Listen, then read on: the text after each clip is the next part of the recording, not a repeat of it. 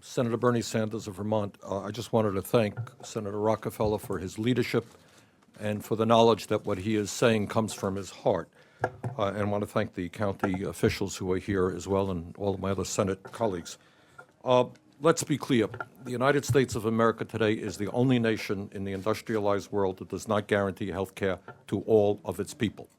And at a time when the richest people in this country are becoming richer, and the poorest people are becoming poorer, our Republican friends have a brilliant idea, and that is to give $1 trillion in tax breaks to the very, very rich and cut all kinds of programming for the most vulnerable people in this country, including low-income people who are on Medicaid. I use this phrase very clearly, but what we are dealing about now is life and death. It's not a generalization. This is a fact. Last year, some of you may know that according to a study at Harvard University, 45,000 Americans died because they did not get to a doctor when they should. In the United States of America, 45,000 people died. What do you think happens if the Republican proposal of slashing hundreds of millions of dollars off of Medicaid takes place? What do you do when you are 50 years of age and poor and you have a problem with your heart, or if you have cancer and you have no health insurance at all? What do you think happens to you? I will tell you what happens to you. You die. That's what happens to you.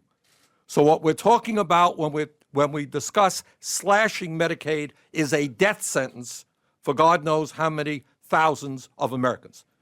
And when Jay Rockefeller said about taking it out on the poor, because the poor do not have big fundraising events here in Washington. The poor do not have all kinds of lobbyists here in Washington. They are struggling to stay alive. What he said is absolutely true. So what we are saying here clearly is we are not going to allow our fellow Americans to die because they have no health insurance.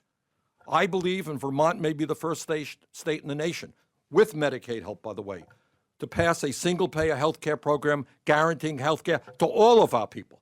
But whether or not one believes in that, clearly, we do not want to see more and more Americans without any health insurance at all. So we've got a fight on our hands.